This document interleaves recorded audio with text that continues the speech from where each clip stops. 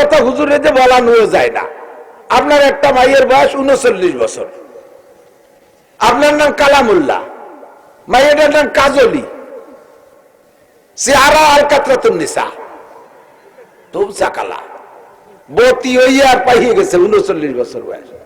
এই মাইয়েটার বিয়ে হয় না, বুড়ো এখন মরে মরে বাপ, কত চিন্তে কন্ত, মাথায় ঠাঠা ভরতিছে না। কারণ আমি বড় হুজুর, আজকে আমার করে হুজুর এই মজলিসের মধ্যে আমার মাইয়েটার বিয়ে সম্পর্কে একটু দোয়া করেন। আমি কইল আল্লাহ কালামুল্লাহর মাইয়ে কাজলি আলকাতরার মতো কালা, বয়স 39 বছর, তারে তুমি কাল সকালে বিয়ের ব্যবস্থা করে দিও।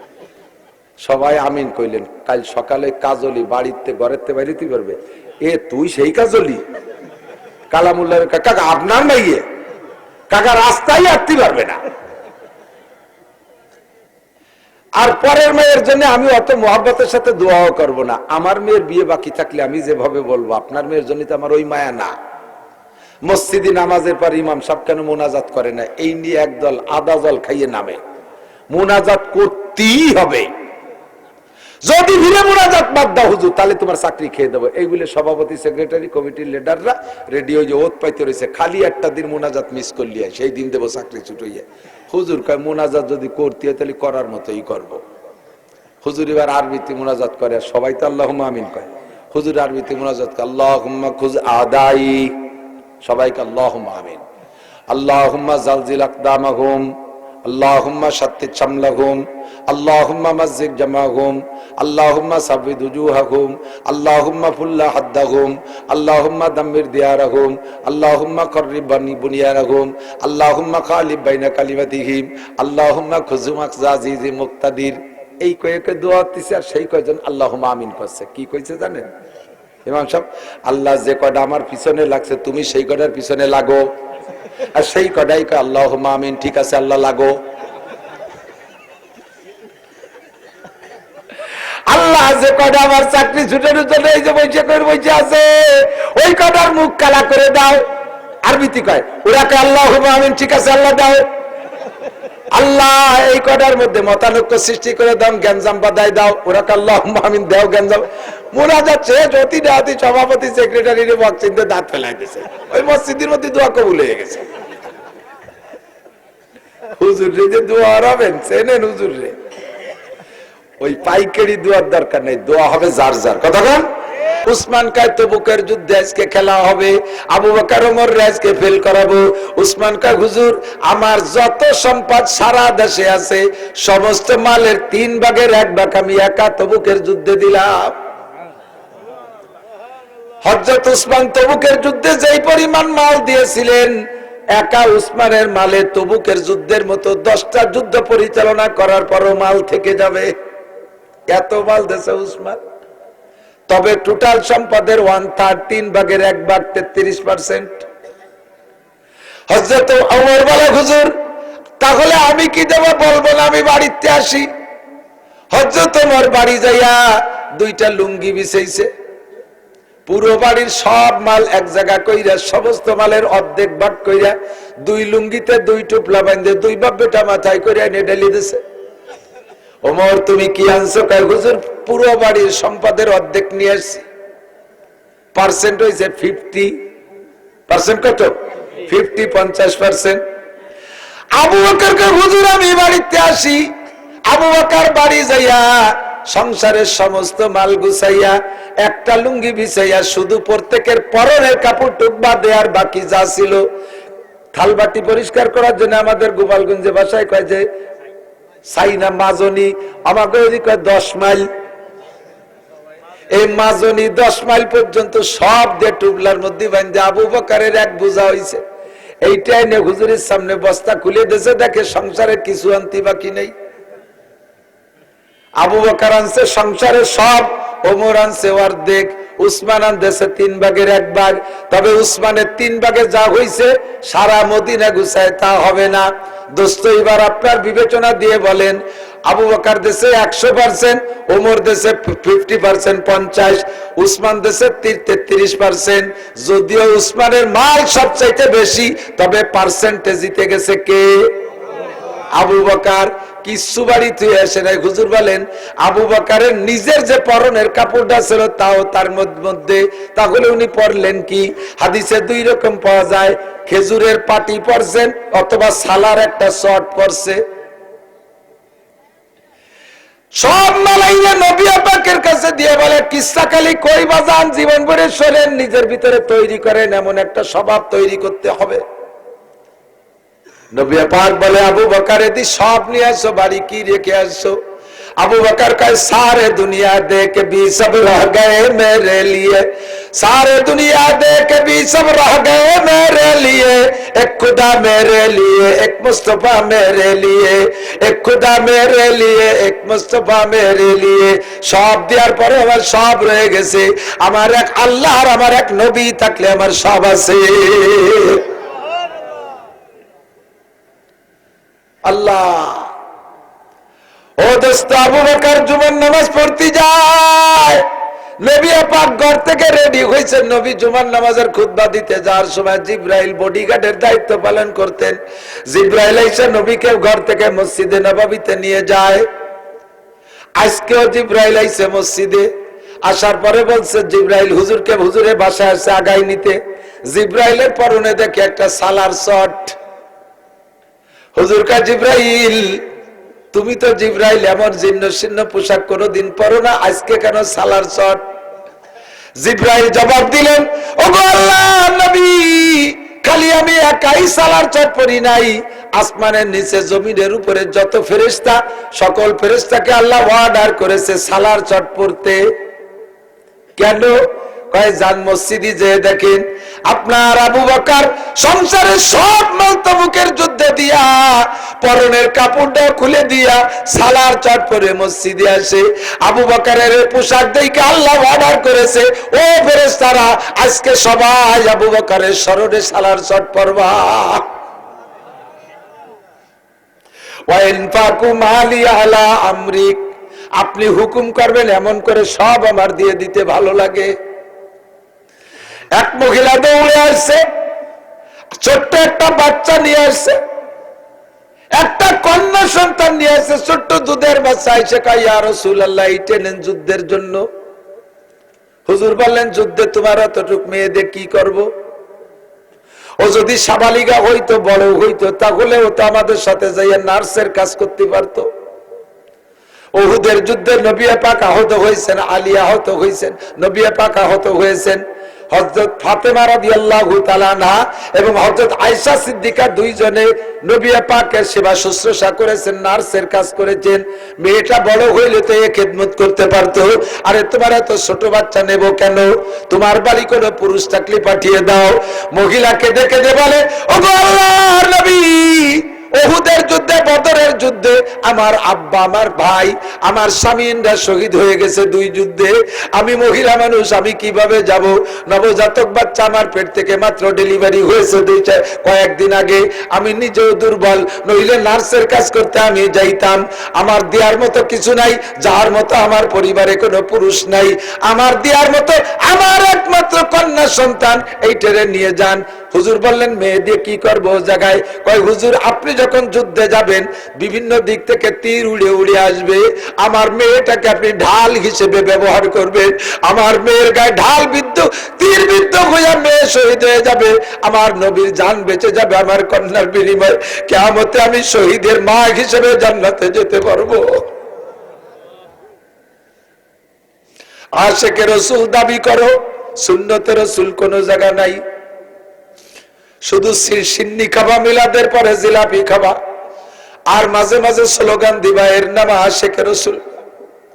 সিদ্দিক আকবর বলেন, ওয়া ইনফাকু মালি আলা আমরিকা, আপনার হুকুমে আমার জীবনের সব কিছু বিসর্জন দিতে মনে চায়। যারা নেট দেখেন, যারা ফেসবুক দেখেন, ইউটিউব দেখেন, তারা যুবকরা বলতে পারো, সাক্ষী দিতে পারো। ফিলিস্তিন, গাজা, লিবাননের যুদ্ধকে কেন্দ্র কইরা ইরানের মেয়েরা তাদের গায়ের অলংকার খুলে জমা দিচ্ছে। দেখছেন কি দেখেন নাই? খবর শুনছেন, দুই একজন সাক্ষী দেন। ইরানের মেয়েরা, তাদের ইরানি মেয়েদের আল্লাহ তাআলা সম্পদ দিয়েছে। ইরান নিজেরাই একেবারে স্বয়ং সম্পূর্ণ আল্লাহ তাদের করে দিয়েছে। তারা অভাবী না, অনেক অনেক অলংকার ব্যবহার করে, এক একটা নেকলেস ব্যবহার করে, 1 পোয়া 1.5 পোয়া আধা কেজি স্বর্ণ খুলে দিয়েছে। আমার মা বোনদের কাছে যদি কখনো দিনের জন্য কোনো চাঁদা চাওয়া হয়, তখন তারা ওড়া মোড়া করে, ও মা তুমি যদি জান্নাতি হইতে চাও, ওই আমাদেরকে দুনিয়ায় পাঠিয়েছেন, যাহা কিছু চাইবো কার কাছে চাবো? নবীর কাছেও চাওয়া জায়েজ নাই। নবীর কাছে চাও। বাংলাদেশে যারা পীর সাহেবের কাছে অনেক ভক্ত, পীরের মাজারে যায়, পীরের মাজারে যায় সিজদা দেয়, মুনাজাত করে, পয়সা হলে হজে তারাও যায়। যদি কেউ একা একা যেয়ে থাকে না, না দেখে থাকে না, যদি দেখেও থাকে না, মনে নাই, চলেন আমার সাথে আমি রমজানে উমরায় যাব, আমি প্রমাণ করে নিয়ে আসবো আপনাকে। বাঙালি হাজিরা যাইয়া ওই জায়গা রসুলের রওজায় যাইয়া রসুলের রওজার দিক ফিরে হাত তুলে মুনাজাত করে। সঙ্গে সঙ্গে সৌদি আরবের পুলিশরা ওই জায়গা দাঁড়াইয়া বাহুডা ধরে ফিরে দেয়, আর মুখে বলে ইয়া হাজা হাজা শেরেক, ইয়া হাজা হাজা শেরেক, ও হাজি সাহেব রসুলের রওজার দিকে ফিরে হাত তুলে মুনাজাত করা শিরিক। ইস্তাকবিলাল কিবলা, কাবার দিকে ফেরো। ওয়াইজা সালতুম ফাসআলুল্লাহ, কিছু চাইতে হলে আল্লাহর কাছে চাও। লিমা তাসআলু ইনদা মুহাম্মদ, মুহাম্মাদের কাছে কেন চাও? লা শাইয়া ফি ইয়াদিহি, মুহাম্মাদের হাতে কিছুই নাই। কুল্লু শাইইন ফি ইয়াদিল্লাহ, সবকিছু আল্লাহর হাতে, কাজে চাইতে হলে আল্লাহর কাছে। জোরে বলেন কার কাছে? আরে প্রেসিডেন্টের কাছে চাইয়ে লাভ নাই, প্রধানমন্ত্রীর কাছে চাইয়ে লাভ নাই, নেতাদের কাছে বহুত চাইছি, নেতারা কিছুই দেয় না, বরঞ্চ সরকারি মাল পাইলে খাইয়ে দেয়া নিজেরা গোল হয়ে যায়। বাংলাদেশের সব চোখ লাগে কাছে থেকে কারি কুড়িয়ে নিয়ে বিল্ডিং বানাইছে কানাডা। কোন দেশে? কানাডা। আমাকে সোকালাকে কাছ থেকে লুটে ফুটে নিয়ে কানাডা বিল্ডিং বানাইছে। আমরা কিছু পাই না, চোখে দেখি না। মরিচের দাম 500 টাকা, আলুর দাম 80 টাকা, পেঁয়াজের দাম 150 টাকা, জিরায় হাত দেয় কদুর দাম 200 টাকা, যাতে হাত দেয় তাতেই দাম। তেলের দাম বাড়তেই আছে, চিনির দাম বাড়তেই আছে। আমরা না খেয়ে মরি, এই দেশের টাকাটা নিয়ে যায় কানাডা। যারা কানাডা নিয়ে যায় তারা আমাকে কিচ্ছুই দেবে না, তাদের চোখে কোনোদিন আমরা পড়বো না। কথা কোন ঠিক কি ঠিক না? যিনি দেখবেন সামিউম বাসীর, আমার আল্লাহ শোনেও দেখে।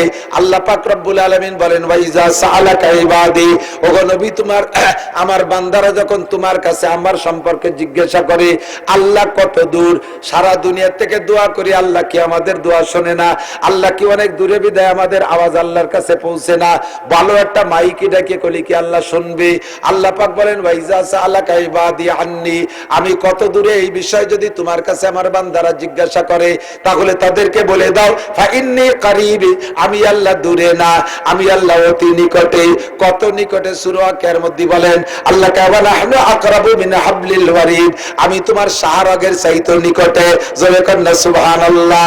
কাজে উদুনি আস্তাজিব লাকুম, আমার কাছে বলো আমি শুনি। গুনগুন করে বলো, ফিসফিস করে বলো, রাতের অন্ধকারে বলো, পাহাড়ের গুহায় গিয়ে বলো, লেপের তলে শুয়ে শুয়ে বলো, কম্বল মুড়ি দিয়ে বলো, বাগানের মধ্যে দাঁড়ায় বলো, যে জায়গা থেকে যেভাবেই বলো, আমি আল্লাহরে বলতে জোরে মাইক লাগবে না।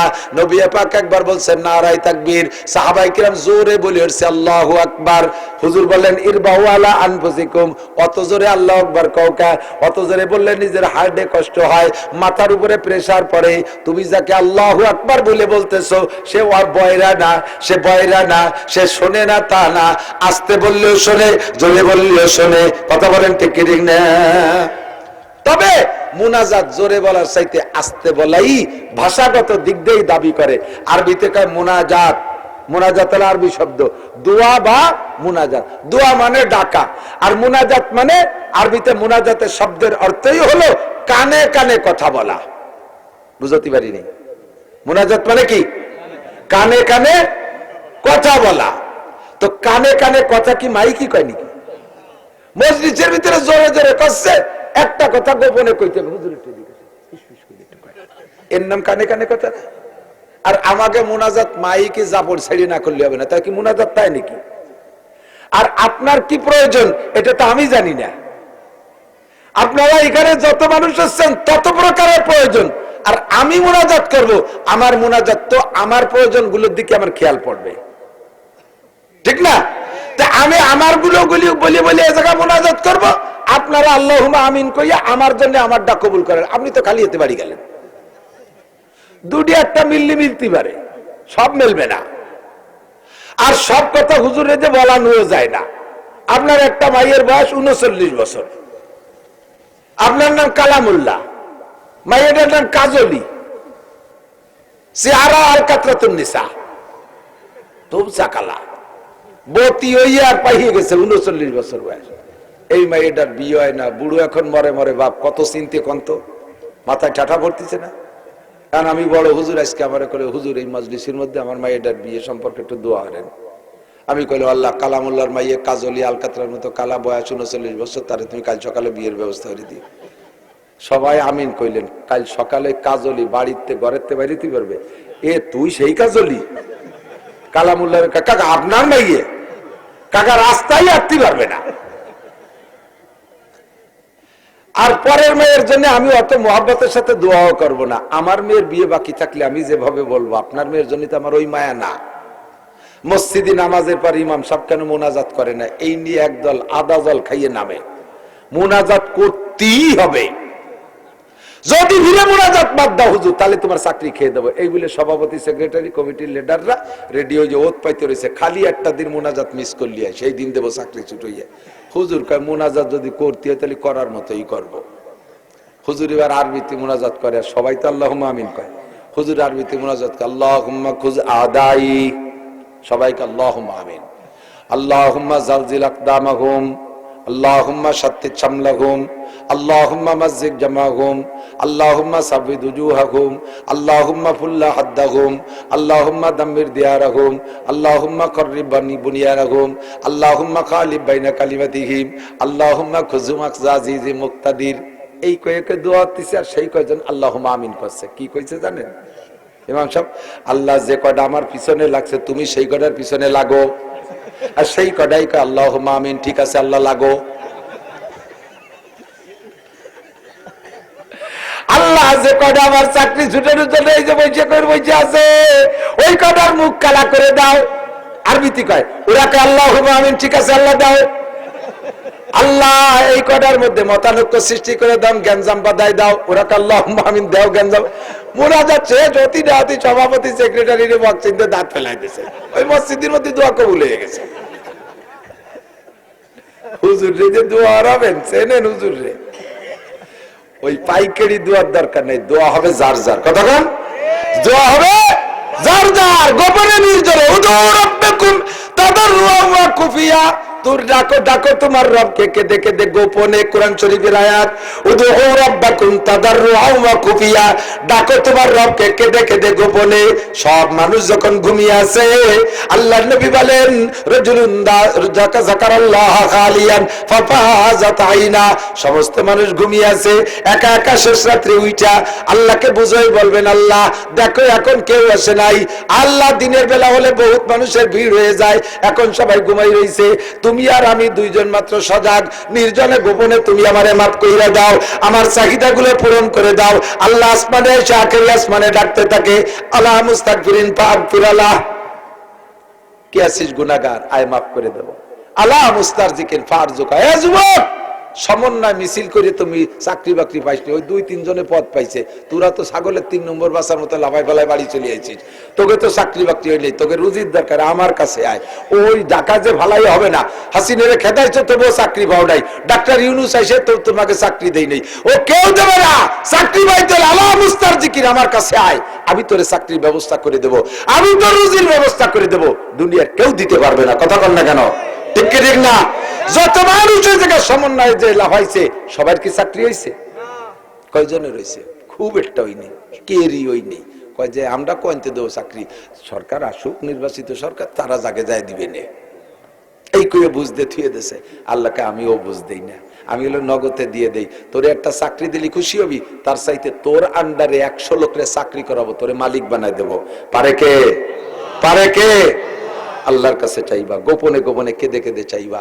এখনকার চাই তো কত, তো হয় না তো ঘটনা কি? কতই তো সালাম, জীবন ভরে সালাম, তা তো সবটা হয় না। আপনারা কন আল্লাহ কবুল করবে, তাতে কি একটা দোয়া তো কবুল হয় না। গতবারও যে অবস্থা, এইবারও সেই অবস্থা। কারণ কি? আল্লাহ ইব্রাহিম ইবনে আদহাম রাহমাতুল্লাহ আলাইহি ওনার শাগরেদ এই কথাটাই জিজ্ঞেস করেছিলেন, হুজুর আল্লাহ বললেন দোয়া করো কবুল করব, কোন দোয়াই তো কবুল হয় না, ঘটনা কি? আগেও যেমন এখনো তেমন। তো উনি বললেন 5টা কারণে দোয়া কবুল হয় না। এই 5টা কথা মনে রাখবেন। 5টা দোষে দোয়া কবুল হয় না। কয় দোষ? 5টা দোষ। আমি মাঝে মাঝে উদাহরণে বলি, হোমিওপ্যাথ চিকিৎসার যদি ডায়াগনোসিস, এই পুলা কথা কইস না দি, এই ছেলেটা কথা কও, তুমি অত জরুরি কি কথা ভাই, কি কও? আমরা চুপ থাকো, তোমার বহু কথা বলতে শুনতেছি। আল্লাহ কথায় বাধা এসে যায়। হোমিওপ্যাথ চিকিৎসা বড় সুন্দর, যদি ডায়াগনোসিস সুন্দর হয় রোগ ধরতে পারে। আর ঔষধ যদি জার্মানি ঔষধ হয় অথবা আমেরিকান বিটি কোম্পানির, তাহলে ওতে সাইড এফেক্ট নাই। অ্যালোপ্যাথ ঔষধের কার্যকারিতা খুব দ্রুত, কিন্তু সাইড এফেক্ট খুব বেশি। ব্যথার ওষুধ খাবেন, 1 ঘন্টার মধ্যে ব্যথা সারিয়ে যাবে, গ্যাসে ব্যাট ফুলে শীত হয়ে পড়ি থাকবে, দম সারতে পারতে যেটা। তাহলে সারলো একটা বানায় আর 3 5টা। প্রত্যেকটা ঔষধের গায়ে লেখা দেখবেন যে এই ওষুধে এই উপকার, তবে এইটা এইটা এইটা এইটা এইটা এইটা জায়গা ক্ষতি হয়ে যাবে, লাস্টে যে ক্যান্সার হয়ে যাবে। হোমিওপ্যাথ আবার এই গুণ আছে, সাইড এফেক্ট নাই, সাইড এফেক্ট নেই, উপকার হয়। কিন্তু ওর চরম একটা দুর্বলতা, সেটা হলো হোমিও ঔষধ খাইয়ে, পিএস খাইলে, রসুন খাইলে, মাটির নিচের তরকারি খাইলে, গরুর গোশ, হাঁসের গোশ, হাঁসের ডিম, ইলিশ মাছ, চিংড়ি মাছ, এইগুলো খাইলে, এই কি বলে তেঁতুল খাইলে, টক খাইলে হোমিওপ্যাথের ক্রিয়া শেষ হয়ে যায়, আর কাজ করে না। তো ইব্রাহিম ইবনে আদম বলেন দোয়া করলে আল্লাহ কবুল করবে, কথা ঠিক, কিন্তু দোয়া করে যদি তোমার ভিতরে 5 খান তেঁতুল খাত হয়, তাহলে দোয়া কবুল হবে না। 1 নম্বর তেঁতুল। দোয়া করো ঠিক, अल्लाह वादा कर से कबूल करवे, किंतु कबूल ना हो 1 नंबर कारण तुम अल्लाह को मानते हो लेकिन उसका हक अदा नहीं करते हो। दुआ करो कौन सुमा विपदे जाने पड़ो सही सुमा, बाकी 24 घंटा ना नमाज है ना रोजा ना जाकात ना हज, तो फिर खुशी किस बात? क्या कोई जेड है ना जज? नमाज नहीं, रोजा नहीं, हज नहीं, जाकात नहीं, फरज नहीं, वाजिब नहीं, पगड़ी नहीं, टोपी नहीं, दाढ़ी नहीं, जुब्बा नहीं, सुन्नत नहीं, मुस्ताहब नहीं, पर्दा नहीं, पुशिदा नहीं, हालाल हराम बासाकुटा नहीं, पाइकेरी दरे बैराक एडाम्स कारितास बिआरडीबी शनिर्भर जागरणी चक्र आशा प्रशिका ग्रामीण बैंक पाब्लिक सुद सरकारी सुद बैंकिंग सुद सुदे सुदे पेट बस्ता भरिয়ে ফেলাই দিছো আর যখন ক্যান্সার হয়েছে সেই হয়েছে ভেটটাই পড়ছো আল্লাহ কা দাঁত ফেলাই দেন তাপড়াইয়ে শয়তান ফাইজলিবে তিয়ার কি উত্তি আসো এ তুই নামাজ পড়ছিস ওয়াল বানি এসকি মেরি ওয়াল বানি পড়া তো দরকার तुम्हारा दुआ कबूल হবে না अल्लाह को मानते हो लेकिन उसका हक अदा नहीं करते এই জন্য দোয়া কবুল হয় না আল্লাহকে আল্লাহ বলে স্বীকার করো মুসলমান আল্লাহর হক আদায় করো না কাজেই সারা দুনিয়ার মুসলমানের একই অবস্থা দোয়া কবুল হচ্ছে না এক কান তেতুল খুব কষ্ট হচ্ছে বেশি আর পারতেছি না 2 নম্বর তেতুল হলো এদিক तुम कुरान पढ़ते हो लेकिन उस पर अमल नहीं करते हो যারা কুরআন পড়ো পড়ো রিডিং পড়ো আমরা আপনারা পড়তে না পারলে আমাদের পড়া শুনেন কুরআন জীবন ভরে পড়বো শুনবেন কিন্তু কুরআনে যে আমল করতে কয় সেই দিয়ে করি না সুদ ছাড়ো ঘুষ ছাড়ো জেনা ছাড়ো ব্যভিচার ছাড়ো আলটেলা ছাড়ো মিথ্যা সাক্ষী দিয়া ছাড়ো মিথ্যা মামলা করা ছাড়ো ক্রিমিনালি ছাড়ো সিটারি ছাড়ো বাটপাড়ি ছাড়ো লুচ্ছবি ছাড়ো অ্যাসিড মারা ছাড়ো মদ ছাড়ো গাঁজা ছাড়ো এবা ছাড়ো হিরোইন ছাড়ো ফেমচিনিন ছাড়ো দুর্নীতি ছাড়ো টোন মারা ছাড়ো মন মারা ছাড়ো রাস্তার পিস খোয়া মারিয়ে খা ছাড়ি দাও তানালি বারা দোয়া কবুল হয় না কুরআন পড়ো কিন্তু কুরআনের পর আমল করো না লাস্টে যখন বেকায়দায় পড়ে যাও হুজুর একটু লম্বা মুনাজাত করে দেন আর হুজুর মুনাজাত করে তা কবুল হয় না আইসি আবার হুজুরে কয় না সেই হুজুর নাই কোন হুজুর আগের হুজুররা কাসার বদনা ভুদে তো তলা খুলি বার হয়ে যেত এখন হুজুর অভিলাষ টিকির বদনা অভিলাষ টিকির আমিও তো তাই কই একটা কাসার বদনা দাও আমার আমি একটা ফু দেই দেহি তলা খুলতে পারি কিনা পারি একটা কাসার বদনা দাও কোন বাড়ি কাসার বদনা আছে বদনাও তো সব প্লাস্টিকই ফু দেবো কোন জায়গা কাসার বদনা দাও আমি ফু দেবো তলা খুলে ফেলবো একটা পরিচ্ছন্ন মানুষ দাও হালাল খাও জীবনে 1 পয়সা হারাম খাও না এরকম একটা লোক আমারে দাও অন্যায় করো না জীবনে এমন একটা পবিত্র মানুষ দাও তার বদনা আমি ফু দেবো ইনশাআল্লাহ তলা খুলে বের হয়ে যাবে বদনাও প্লাস্টিকের আমরা হুজুরও প্লাস্টিকের দাইয়ে পেয়ে বুড়ির ভাষায় আত আমাকে ওই দিক দাইয়ে পেয়ে বুড়ির ভাষায় আত তার মানে এক জায়গায় 4-5টা মহিলা বসে বসে গল্প করতেছে এর মধ্যে কেমন যেন একটু বুকসা বুকসা গন্ধ আইছে নাকে মানে কিরা যেন বাই ছাড়ছে এই ব্যাপারটা করবে। এখন যাকে জোর আছে, হ্যাঁ তুই আছিস, তুই আছিস, ওকে না তুই আছিস, সবাই বেঁচে গেছে। লাস্টে বুড়ি বসে গেছে, এই বুড়ির কাম। বুড়ি ঝগড়া হতে পারে না, চুপ করে বসে মেনে নিয়েছে। এই না হলে দাঁড়িয়ে বসে বুড়ি দাঁড়িয়ে বুড়ির ভাষায় হাত, তুমি আকাম করে পান মেরে দিচ্ছ আর হুজুর এতে মোনাজাত করা কবুল হয় না। না সেই হুজুর নাই, তুই কাঁসার বদনা দিয়ে আমি এটা ফু দিয়ে দেই, কথা বল না কেন? এই জন্য দোয়া কবুল হচ্ছে না। কোরআন পড়ো, আমল করো না। কষ্ট হয়ে যাচ্ছে নাকি? 3 নম্বর কষ্ট তো আছে, খালি খালি মিথ্যে কথা কনকে আমার বুক ব্যথাতে যার বাড়তেছিল। 3 নম্বর অধিক দোয়া কবুল না আর 3 নম্বর তেতুল বলবো কি কারণে দোয়া কবুল হয় না, কথা কইেন না। এই কারণগুলো মুক্ত হবেন, আপনি আল্লাহরে বলবেন, আল্লাহ কবুল করবে। 3 নম্বর তেতুলের নাম হলো, तुम उम्मत रसूल का दावा करते हो, आशिक रसूल का दावा करते हो, लेकिन सुन्नत रसूल की पैरवी नहीं करते हो। ए मुसलमान, নবীর উম্মত বলে দাবি করো লা ইলাহা ইল্লাল্লাহ মুহাম্মাদুর রাসূলুল্লাহ বলে কলেমা পড়ে উম্মতের খাতায় নাম লেখাইছো। উম্মতের দাবি করো কিন্তু সুন্নতের খবর নাও না। তো কুজা বা সুন্নতে আহমদ কুজা বা মোহাম্মদ কাই বুয়াদ নিসবত তুরা। আরে কলব মে সোজ नहीं, रूह में एहसास नहीं, कुछ भी पैगाम मोहम्मद का तुझे पास नहीं। মুখে দাড়ির মধ্যে সুন্নত নাই, মোসের মধ্যে সুন্নত নাই, টুপির সুন্নত নাই, চুলের মধ্যে সুন্নত নাই, পাগড়ির মধ্যে সুন্নত নাই, জামার মধ্যে সুন্নত নাই, মেসাকের মধ্যে সুন্নত নাই, ডেলাকুলুকের সুন্নত নাই, খানার মধ্যে সুন্নত নাই, সংসারে কোন জায়গায় সুন্নত নাই। নামাজের সুন্নত ছাইরা দিছো, সংসারের সুন্নত ছাইরা দিছো, ব্যবসা বাণিজ্যের সুন্নত ছাইরা দিছো। যখন তুমি বিপদে পড়ো আল্লাহর কাছে মুনাজাত করো, আল্লাহকে আমার নবীর উম্মত দাবি করে একটা সুন্নত তোর মধ্যে নাই, কাজেই তোর দোয়া কবুল করা হবে না। 4 নম্বর তেতুল মনে রাখবা, तुम शैतान को लानत करते हो लेकिन खुद शैतानी काम करते हो। শয়তান রে গালি দাও, শয়তান রে, হিন্দু বুদ্ধ খ্রিস্টানরা শয়তান রে গালি দেয়। আকাম একটা করিয়েই ধরা বলে শয়তান এই কাজ করাইছে। শয়তান কয় কি জানেন? क्या हंसी आते ही मुझे हजरत इंसान पर, फेले बदू खुद करे लानत करे शैतान पर। মানুষের উপর আবার যা হাস আসে, আকাম নিজে রে ধরা বললি আমার দোষ দেয়। মদ খাইয়া ধরা পড়ছে, শয়তানে খাইছে, শয়তান কে শয়তান তুই আমার দেখছি, আমি তোর মদ কিনে দিছি, তুই নিজে যায় কিনে আনলি। জিনা করে ধরা পড়ছে, এই কে কাম করলি, শয়তানে করাইছে। শয়তান তুই দি কয় মাস ধরে ফোন করে লাইন করে যোগাযোগ করলি, আমি করেছো তোর মোবাইলটা আডুয়ে দিছি। শয়তানের উপরে যারা দোষ চাপায় দেয় তারা নিজেকে দোষী মনে করে না, আর নিজেকে দোষী না মনে করলে তওবা করে না, আর তওবা না করলে দোয়া কবুল হয় না। কথা কি বোঝা গেছে?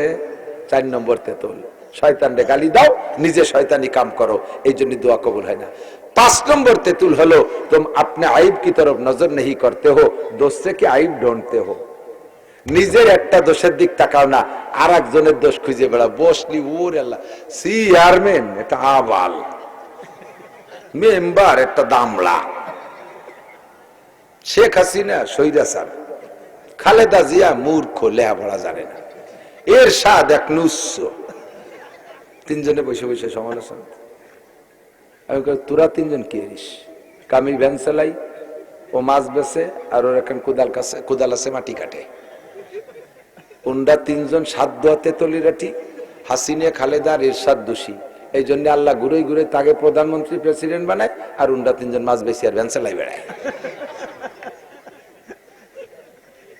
হুজুর চিনি নাসির হুজুর রে, আমার ছবি চাবো তো তেতল হুজুর। তুই কি? তুই দি ইন্টারন্যাশনাল নুস্য, সাড়ে শয়তান কোথাকার। একজন পুরো ল্যাংটা, গায়ে গোতর কাপড় চুল কিচ্ছু নেই, মাজা সুতো ডাও কাটি বেলাই দিয়ে সারা গার লোমজম সাইসে চুলে সাফ করে সরষের তেল মাহাইয়ে ঘরের মধ্যে দাঁড়াই রয়েছে, শরীরে হিট দিচ্ছে, ভিটামিন ডির অভাব হয়ে গেছে। ওর সামনে দিয়ে একজন গামছা ভরে কাঁচা দিয়ে যায়, ফুল ল্যাংটা উনি, ওর সামনে দিয়ে একজন গামছা বড়ি আইটে যায়, তারে ধমক দিচ্ছে, শয়তান মানুষের মধ্যে ফরজ তরফ করছিস কেন? সেগুলোই দিয়েন না। কথা কি, কথা কোন ঠিক না? নিজের আগাগুড়া শয়তানিতি ভরা, আর কেডা একটু কি এলো তাই নিয়ে দোষ টুকায় বেড়ায়। 99% মানুষের স্বভাবেই নিজের দোষের দিকে কেউ তাকাবে না। যদি বলি এত গজব কি জন্য, যদি আপনাদের কাছে বলি দেশে এত গজব আলাই বালাই আপদ বিপদ কি জন্য, দেশের মানুষ ভালো না হুজুর, দেশের মানুষ ভালো না, তার মানে সবাই খারাপ, উনি খালি ভালো। ঠিক না? যদি বলি যে এত গজব কেন, বলা উচিত কি আমার দোষে আল্লাহ গজব দেশে, আমি ভালো না। বলেন কে ভালো না? একটু বলতে পারবেন কে ভালো না? আমি ভালো না, আমার অন্যায় এত বেশি, আমার একার অন্যায়ের কারণে আল্লাহ তাআলা গজব দেশে। এই অতিবৃষ্টি, সিডার, সোনাবি, নার্গিস, আইলা, আমপান, বুলবুল, ফানি, লাস্টে যে দানা দিয়ে কানায় রেতে গেছে। এই এত গজব আজব কি জন্য? কয় দেশের মানুষ ভালো না, দেশের সব মানুষ ভালো, আমি ভালো না। প্রত্যেকটা মানুষ যদি বলে আমি ভালো না, তাহলে আমি ভালো না যদি বলে আমি দোষী, তাহলে আর একজনের দোষ টুকাতে যাবে না, আর একজনের সাথে গ্যাঞ্জামও হবে না। আর একজনের সাথে এই গ্যাঞ্জাম হলো কেন? আমার দোষ হয়েছে, আমি ভালো না। তাহলে গ্যাঞ্জাম মিটে গেল, আর কোনো সমস্যা নেই। সারাটা দেশের মানুষের একই স্বভাব, অন্যের দোষ ত্রুটি তালাশ করে বেড়ায়, নিজের কোনো দোষের দিকে তাকায় না। আল্লাহ কয় এই জন্য তোমার দোয়া কবুল হয় না। তুমি এই 5টা দোষ মুক্ত হয়ে আসো, তাহলে তুমি যা বলবা সাথে সাথে নগদে পেয়ে যাবা। আল্লাহ তাআলা আমাদের এই 5টা দোষ থেকে খাস তওবা করার তৌফিক দান করে বলেন আমিন।